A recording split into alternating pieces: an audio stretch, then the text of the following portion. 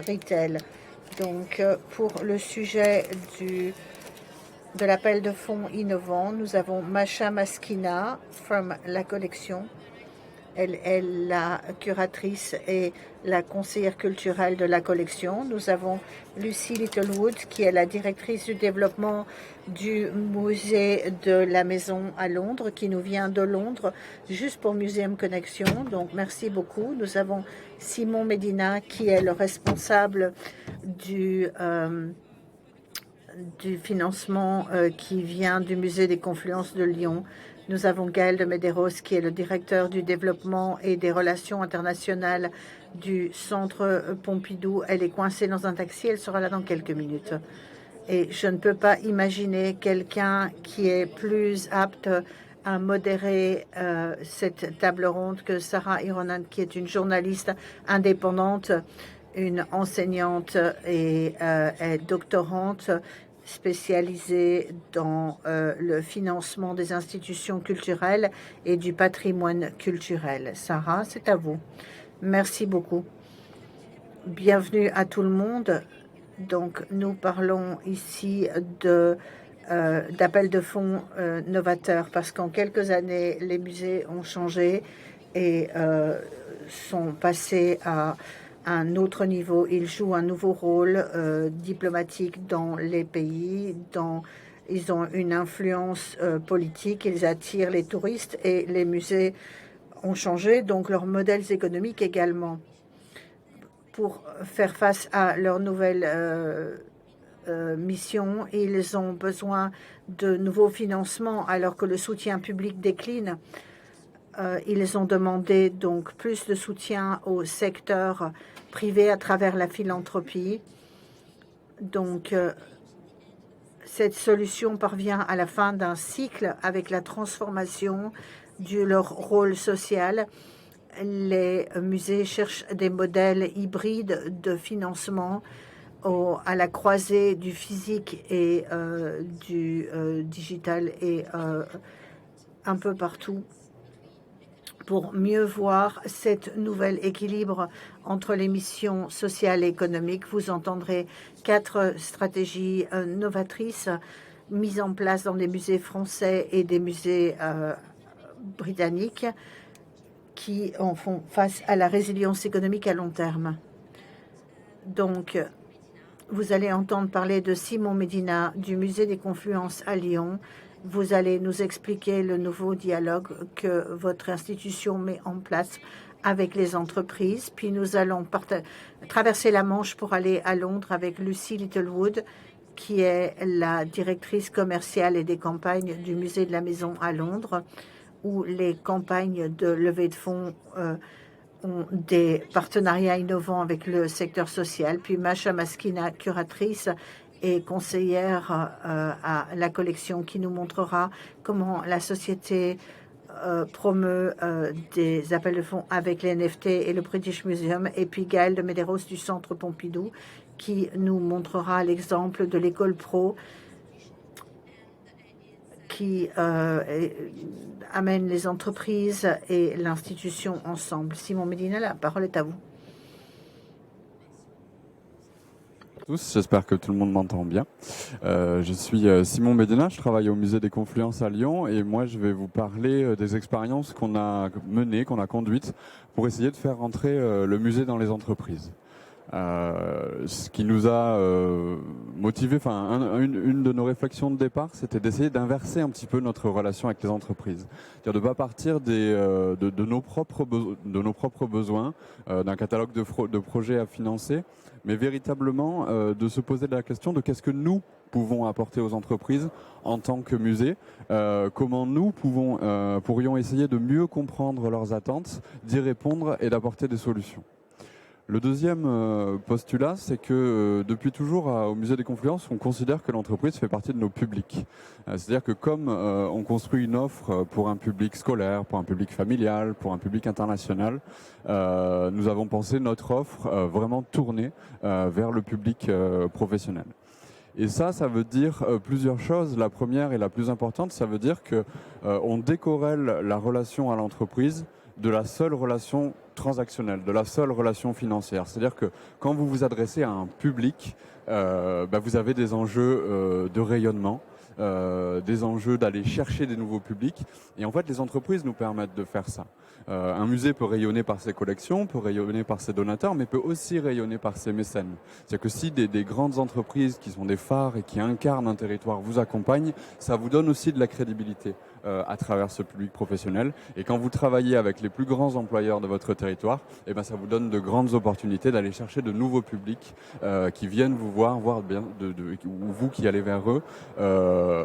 Et ce n'aurait pas forcément été le cas voilà, hors du cadre professionnel.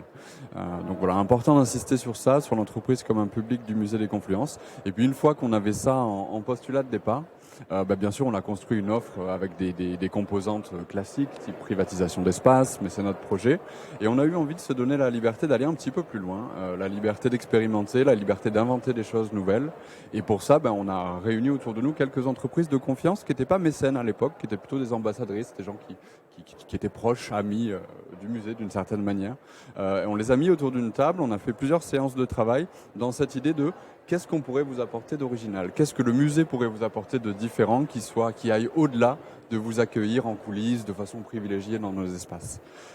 Et en abordant ces entreprises, on avait le pressentiment que le mécénat glissait, et ça c'est François Debiès, le président d'Admical, qui le dit beaucoup, glisser pour les entreprises, on n'est plus seulement dans un enjeu de communication externe, mais véritablement on se tourne de plus en plus vers l'interne pour fédérer. Et ça nous intéressait aussi parce qu'en fait on s'adresse à l'entreprise en tant qu'acteur social, et on accompagne son action sociale, que ce soit auprès de ses salariés, mais aussi auprès d'un écosystème associatif qu'elle pourrait accompagner. Et on propose à ces quelques entreprises l'idée, et à l'époque on s'était basé sur l'exemple de la petite galerie itinérante du musée du Louvre, dire nous on pourrait faire ça aussi. On a identifié dans nos collections des objets de type ostéologie, collection en os, collection en pierre, céramique, statuaire, qui n'ont pas des contraintes de conservation trop fortes. Et en fait, ce serait assez facile de venir les installer chez vous. Et là, unanimité autour de la table, et mieux, une entreprise nous dit, non seulement c'est une bonne idée, mais on veut vous aider à le mettre en œuvre, et on veut être la première entreprise lyonnaise à expérimenter ce genre de projet. Et du coup, j'en viens à l'exemple concret de cette première exposition dans l'entreprise. Elle a été organisée avec un labo pharmaceutique qui s'appelle Boehringer Ingelheim. Et à l'époque où on échange sur ce projet, on était en train d'essayer d'accrocher un squelette de baleine au musée des Confluences. C'est un objet qui est emblématique de nos collections, un objet auquel les Lyonnais sont assez attachés, qui n'était pas présenté au musée des Confluences, qui était présenté dans les musées dont nous sommes les héritiers et qui nous ont précédés, mais qui ne l'était pas à Confluence. Et tout de suite, ça rembarque nos homologues dans l'entreprise, parce que voilà, ça ravive pour beaucoup des souvenirs d'enfance, des visites de musée avec les parents. Et en plus, les cétacés, c'est une espèce qui est en voie de disparition, et on parle d'un labo qui travaille sur la santé animale et qui travaille beaucoup sur le lien homme-animal et la préservation des espèces. Donc on y va banco sur le projet. Sauf que notre idée, c'était de dire, avant d'installer la baleine au musée, on va l'installer chez vous, parce que l'entreprise déménageait, était en train d'inaugurer un nouveau siège. Sauf qu'une baleine, c'est immense. Ça fait 17 ou 18 mètres de long, et c'est difficile de l'installer dans une entreprise. Donc on change un petit peu d'échelle, et on leur propose de présenter un plus petit cétacé. Ça fait rire Sarah, mais c'est vraiment comme ça que ça s'est passé, hein. C'est-à-dire que le directeur du site nous dit non mais là c'est le restaurant d'entreprise ou la baleine. Je peux pas négocier ça. Et du coup, on leur propose d'installer un objet qui est assez sympa, qui est un cétacé aussi, mais plus petit, qui est un narval. Ça fait quand même 7 à 8 mètres de long. Et nous, ça nous a plu, d'abord parce que le nouveau bâtiment s'appelle Boréal, donc il y avait un petit clin d'œil avec le Grand Nord. Et surtout parce que le narval, c'est un objet confluence, un objet en musée des Confluences, parce que, bien entendu, c'est une pièce issue de nos collections d'histoire naturelle, mais c'est aussi une pièce, un spécimen qui éveille vraiment l'imaginaire. Quand on pense au narval, on a tout de suite cette dent en tête qui a inspiré des mythes autour de la licorne, et ça nous permettait de raconter plein d'histoires. Et pas simplement d'aller dans le sens de l'entreprise qui voulait aller vers ce message de préservation des espèces et de lien homme-animal. Voilà, ça nous permettait à nous de venir mettre notre marque de fabrique et notre identité. Et là, ensuite, on construit une vraie exposition avec du mobilier, du graphisme, une mise en scène, un discours, j'en parlais, où le musée a véritablement carte blanche. Hein. On est là pour raconter des histoires, c'est ce que fait le musée des Confluences. On n'est pas là pour servir un discours d'entreprise, on est là pour l'inspirer. Donc c'était voilà, une des conditions, c'est-à-dire qu'on a carte blanche sur le projet, on a juste un petit cartel de contexte qui explique pourquoi le musée et l'entreprise travaillent ensemble et pourquoi est-ce qu'on a eu cette idée de venir mettre un objet du musée dans l'entreprise. Mais pour tout le reste, c'est un projet qu'on travaille comme une exposition normale, sauf qu'elle ne fait pas 750 mètres carrés évidemment, elle est bien plus petite. Et voilà, et ça a été un succès immédiat. On est dans un contexte pour l'entreprise où on est dans une fusion-acquisition. L'entreprise a été rachetée. On change de pilotage. Et c'est devenu, dans un contexte un petit peu difficile pour les salariés, un dénominateur commun, vraiment un élément fédérateur. On se donnait rendez-vous au Narval. Il y a eu des concours organisés pour lui donner un nom. Enfin voilà, il y a vraiment eu une relation très forte qui s'est construite autour de ce projet. Et ça a été le point de départ pour nous d'une marque un petit peu de fabrique dans nos relations avec les entreprises. Alors on ne fait pas des expos dans les entreprises tous les jours, mais on essaye d'avoir avec nos principaux mécènes, pour ceux qui le souhaitent bien entendu. Là on a terminé la troisième qui s'est achevée en mars. Donc, on en a fait 2 chez Boehringer Ingelheim, une troisième dans une autre entreprise emblématique à Lyon qui s'appelle Biomérieux. On leur a installé un squelette d'allosaure, qui est un théropode, une sorte de petit T-Rex. Donc pareil, dans des projets qui ont un vrai impact pour les équipes. Là où c'est intéressant, c'est qu'on est resté dans le cadre du mécénat, mais on a travaillé les contreparties en mode projet. C'est-à-dire qu'on a d'une certaine manière détourné l'attention de l'entreprise du projet qu'elle finance au musée. D'ailleurs, la plupart des entreprises qui travaillent avec nous sur ces projets nous donnent du mécénat non affecté, ce qui est superbe pour nous parce que du coup, on en fait entre guillemets ce qu'on en veut. Et en fait, on se concentre complètement sur les projets qu'on mène ensemble en contrepartie du financement qu'elle nous apporte. Et du coup, ça nous permet d'aller chercher des mécènes qui seraient jamais venus dans le domaine de la culture soutenir une exposition ou un programme à destination de public, parce qu'en fait, et ça va dans le sens de ce que je disais sur répondre à une attente, on participe de leur politique sociale, que ce soit auprès des salariés ou auprès des associations qu'elles soutiennent. Donc mécénat non affecté, détourner l'entreprise de notre programmation. Du coup, on n'a pas de sujet d'ingérence parce que ce qu'on co-construit, c'est vraiment le projet de l'entreprise. Et ça, à mon sens, c'est quelque chose d'assez intéressant dans la relation qu'on construit avec ces entreprises. Je terminerai, si j'ai encore quelques minutes, 2 minutes, sur les avantages et les inconvénients et les limites de ce genre de projet. Alors l'avantage, vous l'avez compris, c'est qu'on crée une relation vraiment en profondeur avec l'entreprise. And we welcome Gaël de Medeiros from Centre Pompidou. Nous accueillons Gaël de Medeiros du Centre Pompidou. Avec l'entreprise, en fait, on brise véritablement la glace puisqu'on entremêle musée et entreprise. Là, comme on implique nos interlocuteurs à toutes les étapes du projet, ils rentrent vraiment dans la vie du musée. Comment est-ce qu'on conçoit une exposition, du mobilier, le soclage. Et voilà, il y a quelque chose d'intime en fait qui se crée, mais ça casse aussi la barrière de notre côté. C'est-à-dire que comme tous les services du musée sont impliqués dans ce projet ou presque, on se rend compte qu'en fait derrière cette institution d'entreprise à qui on peut prêter de bonnes ou de mauvaises intentions, se trouvent des gens qui peuvent être passionnés, inspirants et partager notre objectif de rendre le musée plus accessible à tous les publics. Et l'autre avantage, c'est que ça nous permet de décliner plein de choses. Vernissage dans l'entreprise, la presse qui suit le projet, tout un tas de conférences, médiations, de choses qu'on peut construire vraiment autour de ce projet pour tisser des liens vraiment étroits avec l'entreprise. Et je termine très vite avec les limites, ou en tout cas les points de vigilance. C'est des projets qui prennent beaucoup de temps et beaucoup d'énergie, donc ça vaut le coup quand on les travaille avec des grands mécènes, mais qu'il faut aussi savoir décliner sur des projets peut-être un petit peu moins ambitieux. Là, je parle du plus visible, d'une belle expo dans l'entreprise, mais ça peut être des ateliers de médiation, ça peut être des dispositifs itinérants beaucoup plus légers, mais qui auront la même philosophie et le même impact dans l'entreprise. Et je terminerai en disant que dans ces démarches-là, il faut veiller aussi à pas se tromper d'objectif. à pas concevoir le musée qui deviendrait... On accompagne des projets d'entreprise, mais on n'a pas vocation à devenir prestataire de l'entreprise. En fait, il faut jamais compromettre dans notre relation avec nos partenaires ce qui fait notre force, c'est-à-dire notre hauteur de vue, notre rigueur scientifique, le fait d'être une institution de confiance à l'époque des fake news, tout ça doit pas... voilà, il faut vraiment garder notre identité et garder ce que nous sommes. Et c'est ce que je disais, c'est vraiment raconter des histoires dans l'entreprise pour se poser comme une source d'inspiration, bien entendu, mais pas forcément aller dans le sens du musée qui viendrait servir le discours d'une entreprise. Voilà, ce serait juste le point de vigilance là-dessus. Thank you so much, Simon, for your captivating. Merci beaucoup Simon pour votre expérience captivante. Nous allons continuer avec un exemple français du Centre Pompidou et je vais passer la parole à Gaëlle de Medeiros. Merci beaucoup Sarah. So you give me the floor to explain what we do, ce que l'on fait, le centre. J'ai la parole pour vous expliquer ce que nous faisons. Très innovant. Ce que je vous disais un peu tout à l'heure en introduction, en préparation en tout cas de la conversation, c'est que en effet il y a les sujets de fundraising, les sujets de mécénat.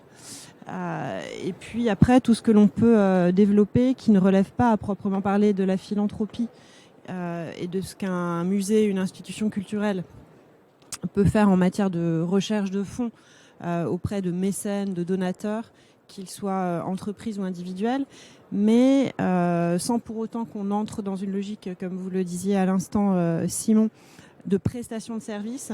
En tout cas, de dispositifs innovants qui sortent un peu des clous, qui sortent un peu de ce que peuvent faire traditionnellement les musées ou les institutions culturelles.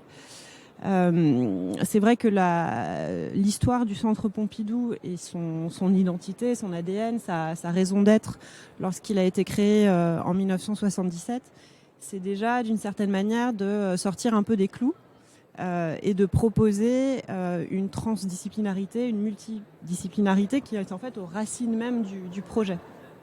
Et par là même finalement, avec ce que l'on est en mesure aujourd'hui de développer comme offre innovante ou offre différente en termes de relations institutions et entreprises, je crois que c'est ces origines-là et cette identité-là qui finalement est capitalisée. Alors je vais en venir à des choses très très concrètes, mais c'est vrai que ce qu'on est en train de développer aujourd'hui, ce que l'on développe déjà depuis quelques années, je dirais 2017 qui a été quand même un moment important où on a vraiment mis en œuvre et inventé des schémas nouveaux. Ça a à voir, je pense, avec cette transdisciplinarité qui nous distingue. Ce que je vous disais tout à l'heure, Sarah, mais que vous connaissez bien, que vous relayez assez souvent dans vos publications. C'est d'abord en 2017 la création d'une sorte de plateforme en fait, qui a d'ailleurs été inventée par notre direction de développement de public, qui s'est appelée l'école pro, qui est aujourd'hui un petit peu en train d'être réinventée dans ses propositions, dans son portage aussi, dans sa manière d'être proposée aux entreprises, mais qui a vraiment, dans le champ des musées, je pense, fait figure d'initiative tout à fait particulière.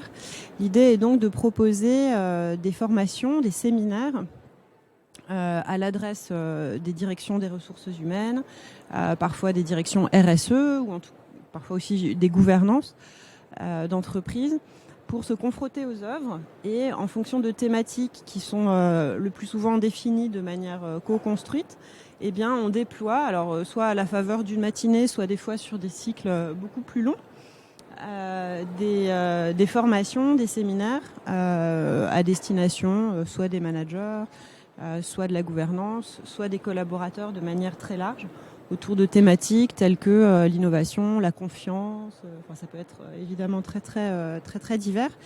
Et toute notre idée, tout notre propos, c'est de se dire que se confronter aux artistes, se confronter aux œuvres, ça permet de faire, c'est une expression que l'on utilise souvent, un pas de côté, renouveler le regard, inspirer évidemment les collaborateurs. Alors depuis 2017, c'est des idées qui ont fait florès, donc qui se sont répandues. Donc c'est des choses qu'on fait de plus en plus. Je pense qu'on a été assez en avance et assez précurseur en la matière.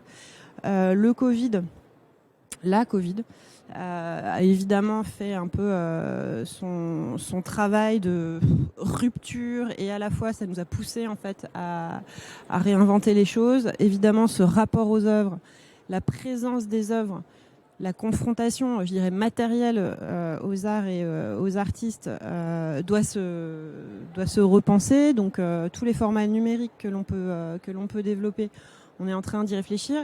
Mais à la fois, il y a quand même une tension. Je pense que non seulement, effectivement, les formats numériques de formation sont développés, mais je crois n'ont fait finalement qu'amplifier le besoin de rapports presque immédiats en fait, aux œuvres et aux artistes.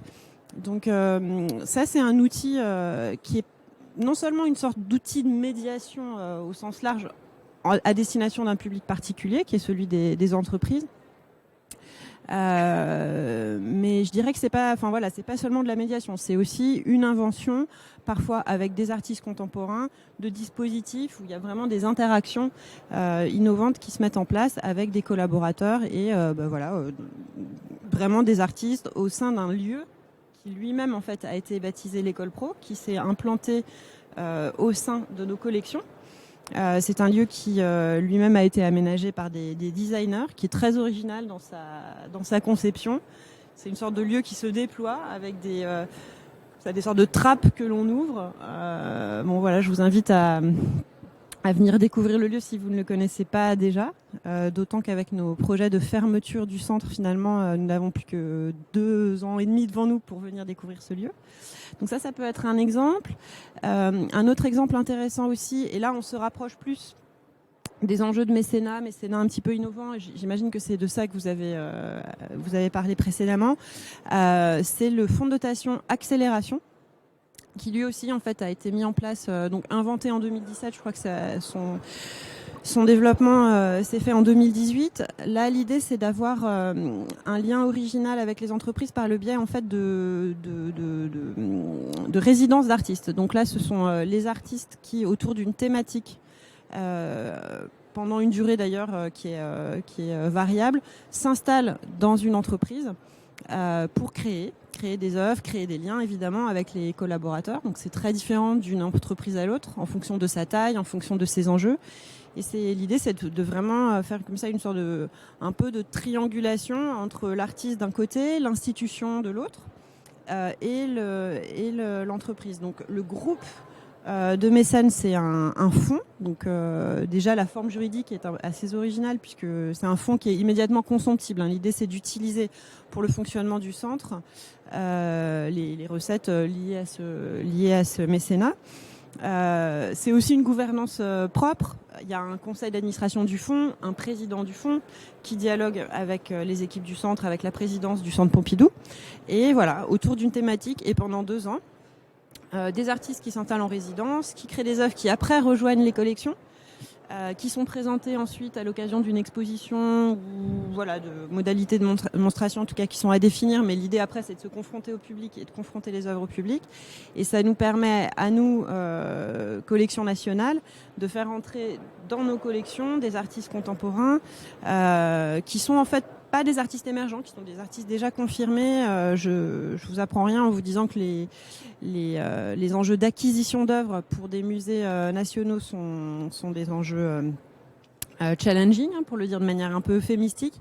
En gros, par rapport au prix des œuvres sur le marché, et même pas uniquement les œuvres modernes, mais les œuvres contemporaines, le budget alloué par l'État est tout à fait trivial au regard des enjeux. Et si on se projette, alors l'histoire de la collection du Centre Pompidou, c'est l'histoire d'une collection qui s'est construite par donation en fait essentiellement. Après, on a un budget quand même annuel à allouer, mais avoir des artistes au sein de ce programme qui créent des œuvres qui rejoignent ensuite la collection, c'est une manière pour nous de désigner des artistes qui nous intéressent, que l'on aimerait voir rejoindre nos collections, et d'une manière originale en fait d'avoir ces acquisitions grâce au mécénat des entreprises. Donc ce sont de vrais mécénats, c'est des entreprises mécènes. On peut en avoir entre 5 et 10. Donc on a eu une première saison entre 2018 et 2019. Là aussi, l'épisode Covid a été assez marquant puisqu'on partait sur une nouvelle saison et puis qui a été interrompue. Donc on pensait d'ailleurs que le fonds je vais pas réussir à le dire, ne reprendrait pas en fait après cet épisode. Et finalement, on a réussi à remobiliser. Là, on a aujourd'hui 5 entreprises qui se sont manifestées, qui ne sont pas les mêmes d'ailleurs que précédemment, à l'exception de l'entreprise à l'initiative en fait du fonds, donc qui est l'entreprise de Mathias Léridon, qui est une boîte de conseil en communication qui fait du lobbying essentiellement. On a 2 banques. Voilà, on a Terega, enfin voilà, une alliance de 5 entreprises qui repartent pour une durée de 2 ans. Et voilà, bon, après j'aurais d'autres choses à dire encore, mais je pense qu'on a chacun un petit temps limité de parole. Donc, oui, puis on pourra parler des limites et avantages de tout ça à la fin. Thank you so much, Gaëlle, for your... Merci Gaëlle pour cette initiative.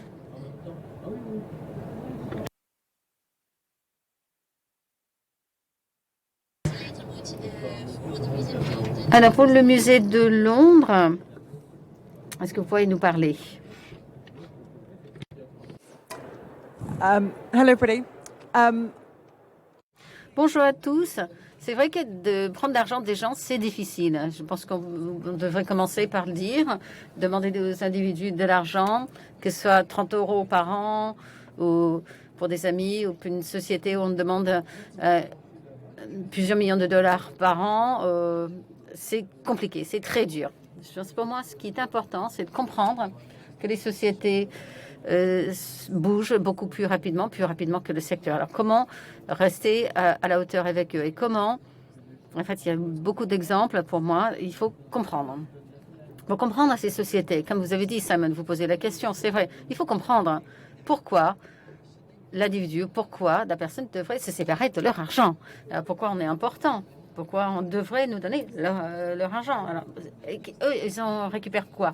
C'est quoi la contrepartie? Avant, c'était un logo, soit un affichage, mais c'est plus important. Maintenant, ils sont plus préoccupés par leur RSE, leurs principes, leurs valeurs, ainsi que leur public. Nous avons vu des controverses aux États-Unis, en Angleterre, avec les sociétés pharmaceutiques, et ainsi de suite. Mais la société, l'individu et leurs clients sont concernés. Donc, cela m'amène à mon histoire à moi. Le musée pour lequel je travaille, donc le musée de Home à Londres, existe depuis à peu près une centaine d'années. Après, il y avait une rénovation. Avant, c'était donc l'histoire des meubles et de l'intérieur. Donc, on s'en fiche, n'est-ce pas? Alors, qui s'en préoccupe? Eh bien, avant, il y avait très peu de levée de fonds. C'était financé par le gouvernement. Mais en fait, on posait la question. Et à l'époque, si moi j'avais géré tout cela, mes donateurs sont plus intéressés. Nous sommes passés maintenant le musée de la maison. Le musée de la maison, par exemple, nous avons réouvert au mois de mai. Et l'idée, c'est de repenser comment nous vivons tous pour mieux vivre ensemble. Alors, quel est mon pool d'argent aujourd'hui qui pourrait donner de l'argent? Ben, c'est tout le monde. Et avec un pool aussi large, alors comment trouver le pourquoi et comment faire en sorte que ces personnes se séparent de leur argent? Parce que l'idée de Home et le lien avec Home, et qu'on en est ou pas, c'est assez universel quand même. C'est un concept universel. La maison. Ceux qui sont des bailleurs de fonds, ici, vous avez des cercles, vous faites des diagrammes qui est le plus proche dans le cercle et tout ça, mais pour la maison, c'est tout le monde. Donc c'est un peu compliqué. Donc avec mon équipe, on travaille sur l'idée de rebranding, de refaire la marque, de créer l'intérêt.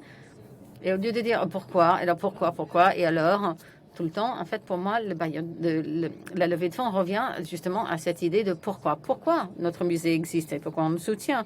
S'il n'y a pas vraiment d'idée claire de ce que cela veut dire, et puis c'est important, vous êtes grand, vous êtes populaire, vous avez de super tableaux, ça ne suffit pas. Quelle est la raison que vous voulez que quelqu'un se sépare de son argent? Donc ce climat actuel. Donc on veut encourager tout le monde de vivre mieux ensemble. C'est notre pourquoi à nous. Mais je pense qu'en tant qu'institution, il fallait aller au-delà de démontrer quelques questions qui nous préoccupent. Il faut aussi pousser le changement dans la société. Bon, donc quand on pense à la conception architecturale, et en tant que professionnels, et en tant qu'institution, ils essaient, eux, de pousser le changement. Alors que dans le monde artistique, il y a parfois une représentation sans pouvoir vraiment effectuer du changement. Alors, on fait des mouvements comme un musée, donc comme l'histoire naturelle à Londres, dans le musée d'histoire naturelle, et ils ont déclaré une urgence climatique. Donc avec la Convention qui a essayé de trouver une nouvelle définition de ce que ce doit être un musée, une institution, et être un lieu de changement social et justice sociale. Donc je parle avec ma communauté locale et je leur pose la question, qu'est-ce qui est important pour eux? Et eux, ils disent que le monde soit meilleur, même à petite échelle, et comment nous pouvons aider en tant qu'institution. Donc nous avons un concept qui s'appelle Campagne pour le changement, et on a décidé de faire des projets pour de vrai, partout dans le musée. Notre équipe de marque, notre équipe de presse, notre équipe pédagogique, programmation, etc. Et évidemment, des leveurs de fonds. On a pensé aussi aux détails, à la boutique. Et on s'est dit qu'on travaillerait avec des personnes qui travaillent directement pour effectuer du changement, c'est-à-dire dans un partenariat sémiotique. Pour vous, je pense que vous allez dire, c'est une super idée, mais comment trouver ces partenaires? Parce que je me disais que ce n'était pas nous, à notre place, de décider ce qui était des questions importantes. Et si on ne pouvait pas décider ce qui étaient des questions importantes, et bien alors comment décider sur le résultat, le changement qu'on devait effectuer? Alors, donc, j'ai fini par aller. On avait à peu près une idée de notre quartier. On avait des problèmes de sans domicile et des problèmes de santé mentale. Donc, j'ai passé 8 mois, pas que, à parler avec d'autres œuvres caritatives. Est-ce que vous voulez être partenaire avec nous pour cette idée? Je ne sais pas exactement quelle sera l'idée, où on va, quels seront les résultats. Et je ne sais pas l'itinéraire à prendre, mais est-ce que vous voulez en faire partie? Est-ce que vous voulez faire avec moi? Ceux qui, à ma place, sont allés voir des sociétés, c'est difficile. On dit, je suis désolée, vous voulez quoi? 50 000? Vous voulez plus? De bureau local, de bureau international? Vous voulez quoi? Mais parfois, c'était challenging. J'ai fini par rencontrer une société d'œuvres caritatives, London Homeless, donc sans domicile à Londres, tout un réseau de 25, vous connaissez peut-être, il y a Shelter, Centrepoint, Crisis, Crise, donc tout un réseau d'œuvres caritatives avec une mission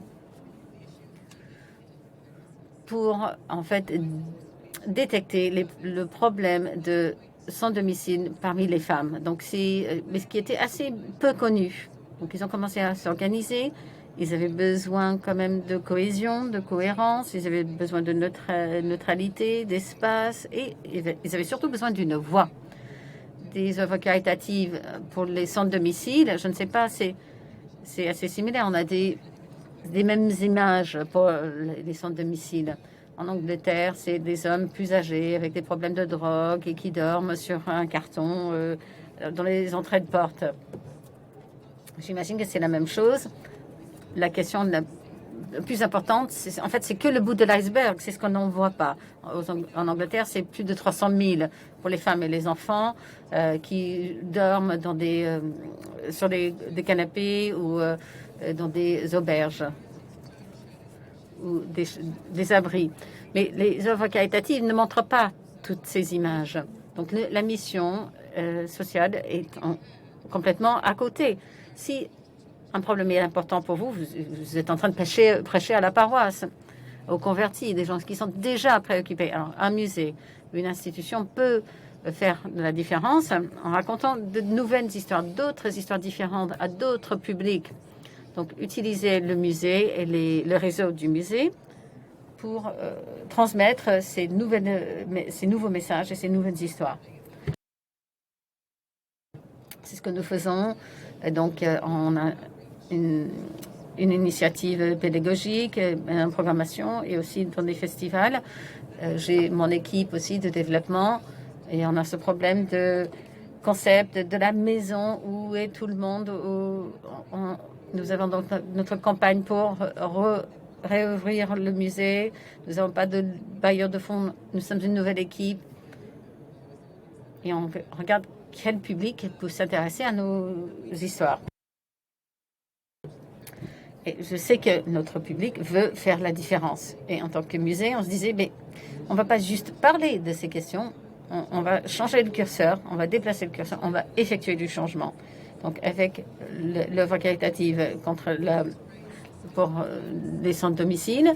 En fait, nous avons fait ce partenariat pour changer les perceptions, pour déplacer cette idée dans la tête des gens de vieux monsieur avec un problème de drogue, à trouver à ce qu'ils comprennent que c'était souvent des femmes avec leurs enfants dans des conditions très précaires.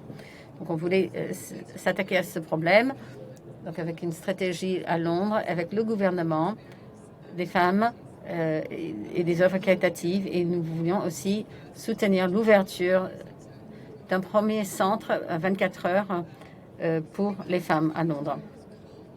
Donc nous avons pu trouver des bailleurs que nous ne connaissions pas. Donc voici nos objectifs avec ces œuvres caritatives. Votre argent, 100%, sera pour mener cette campagne, c'est-à-dire 60% pour le musée, sans empêchement, pour sensibiliser avec nos programmes d'éducation et de médias, avec 30% donc pour les œuvres caritatives. Pour moi, c'est la première fois en Angleterre qu'une institution culturelle ait donné leur argent, donc en fait un partage. Il a fallu même adapter nos articles juridiques, utiliser une œuvre caritative pour donner de l'argent à notre œuvre caritative. Bon, c'est nouveau. Donc pour des donateurs, nous avons abordé 200 femmes qui ne connaissaient pas ni le musée ni les œuvres caritatives. On leur a écrit, on leur a dit voilà ce qu'on veut faire. On voulait qu'elles soient des sœurs fondatrices, avec 20% qui ont répondu, avec des dons importants, plusieurs publics. Ça fait un an, donc c'est une campagne de 2 ans. Nous avons levé 70 000 pour dépenser pour l'objectif. Notre centre de 24 heures est ouvert. La stratégie donc va avancer. Donc c'était lancé par le musée. Nous avons prêté des espaces aux œuvres caritatives, pour leurs événements, pour leurs initiatives. Nous avons eu donc des expositions internes, externes, des festivals, des ateliers de théâtre, du contenu social et numérisé, avec plus de 200 millions d'impressions aux médias sociaux, 500 nouveaux membres sur notre liste, 2000 nouveaux followers, Facebook like, augmentation, 360% d'augmentation de visites sur notre site. Et maintenant, nous avons des partenariats avec des gens expérimentés. Donc, on travaille avec des conservateurs des sans-domicile et donc qui, dans le sud, en tant qu'organisation, je pense que j'ai plus de temps. Donc, en fait, on fait des sondages, mais en tant que musée. Ce qui a commencé comme un besoin de levée de fonds, à qui je peux demander de l'argent, et si un besoin de marque, quel est notre métier de base, notre vision cœur, notre vision clé. Maintenant, nous avons 2 artistes avec des éditions limitées, avec l'argent pour ce projet, en travaillant donc avec Retail, Détail, donc médias, communication, notre équipe de collection, notre équipe pédagogique, notre équipe de développement. Nous sommes un fonds uni et avec les donateurs, nous travaillons avec des sociétés, des sponsors, des individus, des petits dons en partant de un livre, un sterling, et donc toute une portefeuille. Donc on peut cocher les cases, mais on travaille aussi dans tous les services du musée. Et je m'arrête là. Thank you so much for your very interesting initiative in the social. Merci beaucoup pour cette initiative très intéressante. Après le secteur social, nous allons parler NFT et questions digitales, numérisées. Vous pouvez bien m'entendre, c'est bon? Ok, très bien. Je vais commencer par raconter l'origine du projet de la collection. Notre fondateur, Jean-Sébastien Bocan, en janvier 2021, Jean-Sébastien qui est un amateur d'art en fait et qui adore aller dans les musées entre midi et 2 et se retrouver devant les œuvres et de regarder et dans les expositions. Il n'a pas pu le faire en janvier 2021 parce qu'on était en 3e vague de Covid, du coup, en France. Donc, il était extrêmement frustré. Il s'est rendu par la suite sur Internet Et pour chercher des choses qu'il pouvait éventuellement voir, mais il n'a pas pu le trouver forcément. Il s'est rendu sur les plateformes NFT qui existaient à l'époque. Il a vu que les choses n'étaient pas curatées, qu'il n'y avait pas assez de qualité. Il y avait beaucoup de choses, ou il y avait des choses qui sans forcément d'explication là-dessus. Et par ailleurs, il a vu que les musées, surtout les musées américains, étaient en train de vendre les œuvres de leur collection afin de payer leurs employés. Donc en France, c'est quelque chose qui ne peut pas forcément arriver, mais ça peut arriver en Angleterre, ça peut arriver dans les pays plus anglo-saxons. Mais en France, néanmoins, il y avait une grosse baisse de fréquentation des musées, donc les musées aussi étaient en difficulté. Donc on s'est dit, il y a quelque chose certainement à faire, sachant que lui, il vient du milieu où il a travaillé dans la transformation digitale des entreprises. Donc il s'est dit, il y a certainement quelque chose à faire. Donc il a commencé à regarder ce qui était possible et il a commencé à contacter les musées, enfin les directeurs de musées, les curateurs de musées sur LinkedIn, en cold calling, jusqu'à un moment où il a réussi à contacter The British Museum, donc en Angleterre, et qui était en train de regarder comment se lancer dans les NFT. Qu'est-ce qu'un musée pouvait faire dans les NFT? Et donc très rapidement, ils ont réussi à identifier un projet en fait sur lequel ils pouvaient travailler, parce qu'il devait y avoir une exposition physique avoir lieu au British Museum en septembre 2021, une exposition de Hokusai. Et donc il a été décidé de créer à partir de cette exposition des digital twins, en fait, les jumeaux numériques, les lithographies digitales qui allaient être commercialisées sous forme de NFT. Et NFT, pour ceux qui, je pense qu'il y a beaucoup de monde qui le sait, il y a eu juste comment dire, il y a juste Dimitri Ozirkov qui a parlé du métier d'Hermitage, qui a un peu expliqué ce que c'est. Mais en fait, c'est une façon de certifier en fait la propriété de quelque chose, enfin d'un fichier numérique ou d'une vidéo numérique qui se trouve sur la blockchain. Et donc du coup, ce qui fait la collection, le modèle de la collection, c'est de créer en fait des lithographies digitales à partir des œuvres qui sont dans les collections de musées. Par la suite, les donc émettre sur la blockchain, les certifier par le musée. Que par la suite, donc du coup, c'est vendu en édition limitée, comme les lithographies, les éditions de 2, 10 ou 100 exemplaires. Et donc, le prix, bien évidemment, dépend de la rareté, en fait, de ça. Et ça permet au musée de développer leurs ressources propres, parce qu'il y a une partie des ventes de NFT revient au musée, bien évidemment. Donc les gens qui achètent les NFT deviennent d'une certaine manière les mécènes, en fait, ceux qui soutiennent le musée. Mais c'était pas nécessairement l'objectif premier de British Museum. L'objectif premier de British Museum était néanmoins de toucher un public plus large, public qui était très complémentaire avec les gens qui viennent normalement dans le musée. Parce que dans le musée, aujourd'hui, ce qu'ils observent, c'est souvent une population féminine qui est à peu près, qui est dans les 50 ans, qui va dans les musées. Alors que les gens qui viennent sur notre plateforme, ils viennent de plus de 150 pays. C'est une population qui est plus jeune, en fait, c'est une communauté plus jeune qui a entre 35 et 40 ans. Et du coup, ça permet d'avoir une communauté très complémentaire aux gens qui viennent au musée. Et donc voilà. Et donc notre première exposition a duré 4 mois, qui a coïncidé avec l'exposition physique. Il y avait 100 œuvres qui étaient exposées au British Museum. Il y a 100 œuvres qui n'étaient pas exposées au British Museum, qui sont dans les collections du British Museum mais qui n'étaient pas exposées pendant cette exposition. Donc ce qui a permis aussi de montrer d'autres œuvres qui est dans la collection.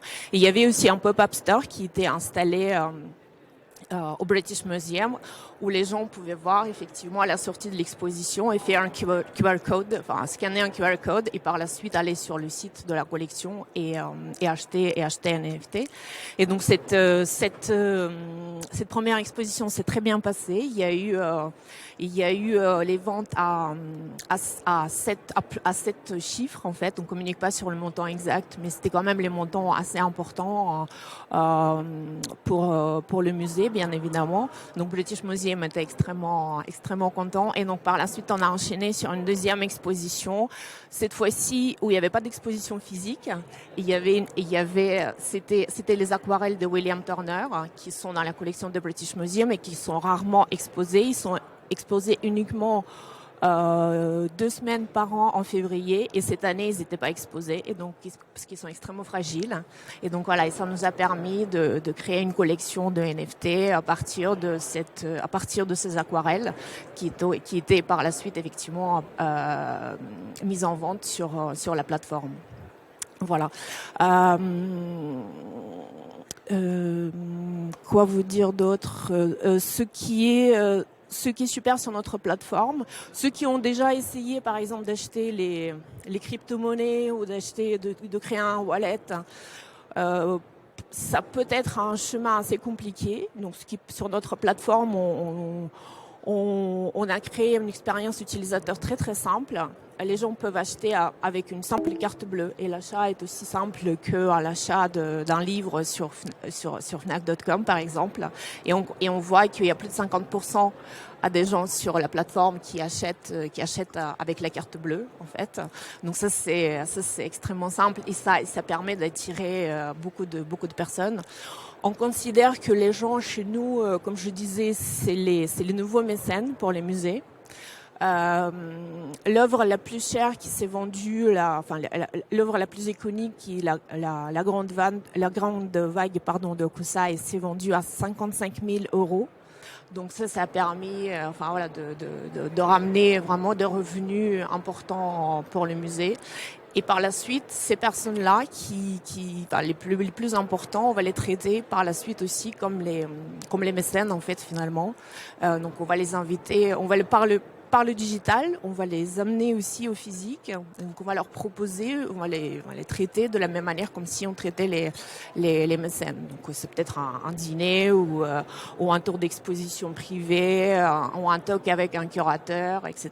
Donc voilà, donc les personnes qui achètent un NFT, ils n'achètent pas uniquement une image, mais ils soutiennent aussi le musée. Ils permettent à la culture finalement de prospérer. Donc grâce à la technologie, on va pouvoir les chercher. Et est-ce que je peux vous demander, Macha, parce que là vous parlez de l'exemple du British Museum, est-ce que vous avez des relations avec les musées français, et est-ce qu'il n'y a pas des adaptations juridiques par rapport à la domanialité publique qui régit nos collections nationales? C'est une très bonne question. Merci Sarah. Oui, tout à fait. Oui, on discute avec beaucoup de musées en France. Effectivement, il y a quelques questions, il y a quelques blocages, y compris quelques questions juridiques qu'il faut qu'on traite. Après, on travaille beaucoup, bien évidemment, avec les avocats sur ces sujets-là. Aujourd'hui, on n'a pas trouvé quelque chose d'extrêmement bloquant. Donc voilà, c'est bien sûr ça peut être un peu plus complexe que c'est le cas en Angleterre ou aux États-Unis, mais il y a rien de profondément bloquant, et si c'est bien fait dans toutes les règles, ça peut tout à fait se faire. Et on espère que ça va se faire, et on espère cette année en plus. Très bien. Well, thank you to all of you. Merci à vous tous pour vos entretiens vraiment captivants. Ce qui était très intéressant, c'était la manière dont les appels de fonds n'étaient pas seulement une problématique financière, mais que vous avez tous souligné la manière dont c'était vraiment très bien pour les publics, pour remplir la mission et la mission sociale du musée. Je pense que c'est quelque chose qui est vraiment très important à voir, que la mission culturelle et sociale ne va pas à l'encontre des problématiques financières. Je voulais juste vous poser une question parce que le temps s'écoule. Dans quelle mesure est-ce que vos différentes initiatives sont vus ou acceptés par les équipes scientifiques dans vos institutions? Est-ce que c'est quelque chose qui est bien accepté ou compris? Ce qu'on a tous, je pense, mis en lumière, c'est qu'on travaille bien au-delà du seul enjeu de la levée de fonds. Et je pense que quand on positionne la relation avec les partenaires, que ce soit des particuliers ou des entreprises, dans le cadre des missions plus larges du musée, en fait, cette problématique, en tout cas c'est le cas au musée des Confluences, elle a eu tendance à s'estomper.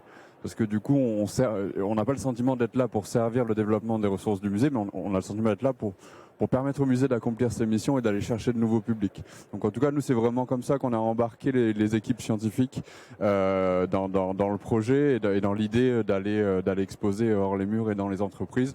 Et voilà, et en travaillant très étroitement avec eux dans chacun de ces projets. Et donc non, pas de résistance de notre côté, mais aussi, et comme on le fait tous dans nos institutions, on fait aussi un travail de pédagogie auprès de nos équipes pour montrer qu'on n'est pas là pour servir les intérêts de l'entreprise au musée, mais bien les intérêts du musée. Et donc tout ça se construit en bonne intelligence.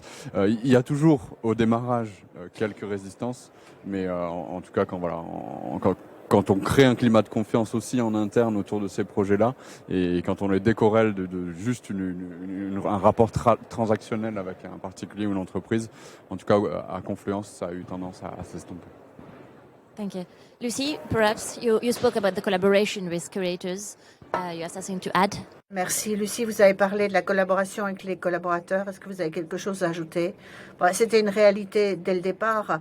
Les personnes en charge des appels de fonds aux États-Unis, au Royaume-Uni, ne sont pas très populaires.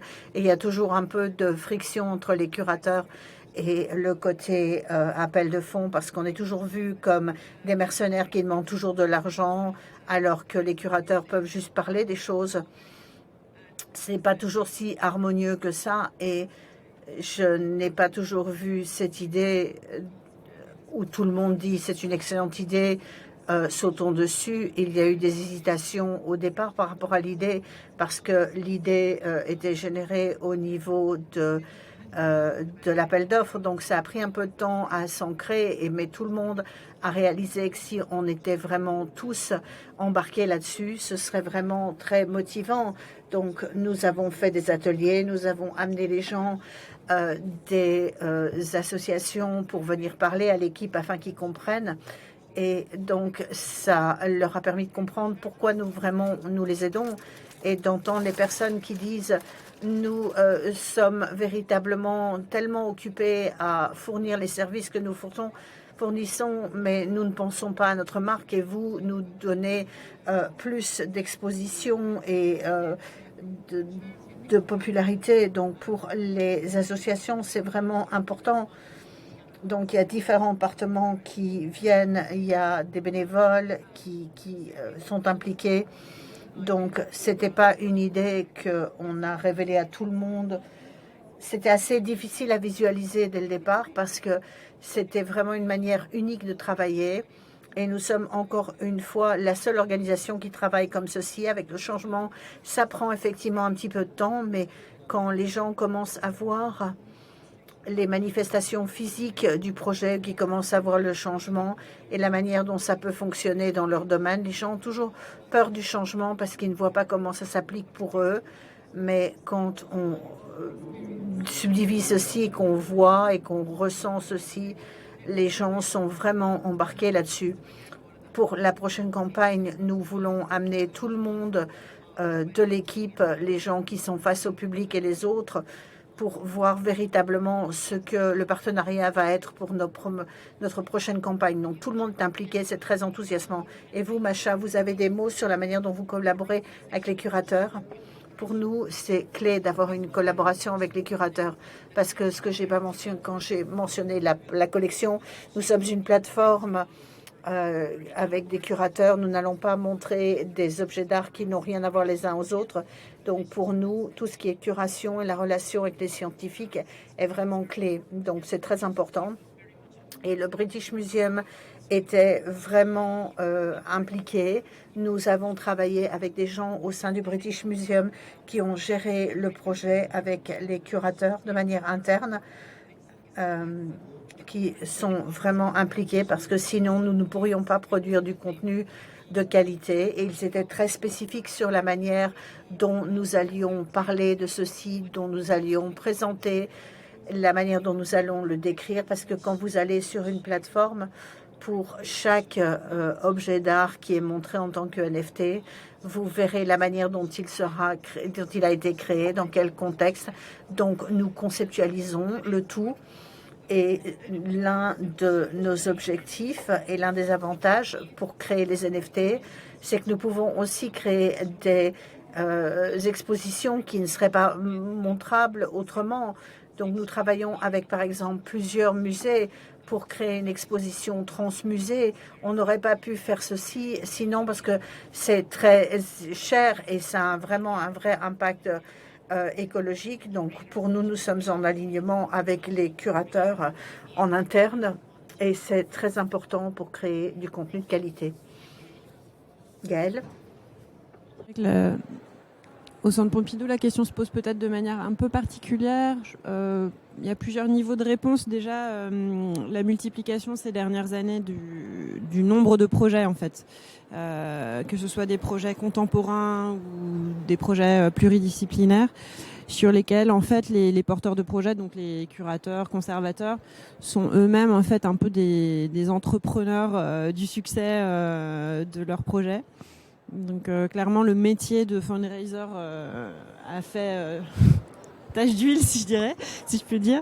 Donc en fait chaque porteur de projet est un peu le bricoleur et le fundraiser de son projet, même si on essaie de travailler le plus possible en synergie. Donc il y a comme ça une culture d'entreprise, je pense, qui s'est créée autour de ces levées de fonds. Donc avec plus ou moins d'efficacité collective, hein, pour être clair, mais quand même globalement une vraie évolution, je pense. De la culture d'entreprise au sens large par rapport à ça. Et après, le deuxième niveau de réponse quand même, c'est par rapport à un point, mais que j'ai pas eu le temps finalement d'aborder dans ma prise de parole, c'est ce que l'on fait nous en termes d'exposition de notre marque à l'international et aussi finalement du transfert d'expertise et aussi du conseil, enfin de l'accompagnement que l'on peut avoir avec des institutions internationales ou des acteurs parfois même du domaine privé international. On travaillera par exemple avec des promoteurs ou immobiliers ou des collectivités territoriales à l'international pour des projets soit qui portent notre nom, soit que l'on accompagne en expertise. Et ça aussi, ce sont des modèles finalement assez originaux. Et je pense que c'est des ressources plus que du fundraising, hein, c'est des ressources propres. Mais je pense que ça apporte aussi une certaine fierté. Enfin, c'est quand même le savoir-faire qui s'exporte, le nom du lieu qui s'exporte, qui se monnaie.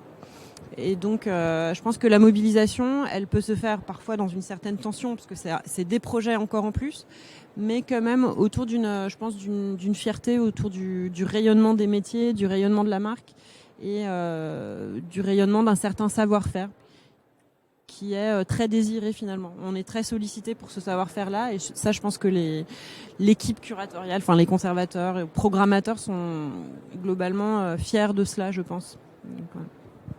Merci d'avoir répondu sur cet aspect-là aussi de réputation, qui est, je pense, important et qui est une clé aussi de la réussite de ce type de projet. Peut-être que nous avons le temps pour quelques questions dans la salle, enfin, si on peut parler de salle. Est-ce que quelqu'un aurait une question à poser à nos interlocuteurs présents aujourd'hui? On a été clair à ce point-là, c'est formidable. Non ? Eh bien, écoutez, merci beaucoup à tous pour votre attention. Et puis, je vous souhaite à tous une excellente journée. Et je remercie infiniment les participants de s'être déplacés parfois de loin, parfois de moins loin, et dans cette période extrêmement chargée. Merci mille fois. Au revoir. Merci beaucoup. Merci.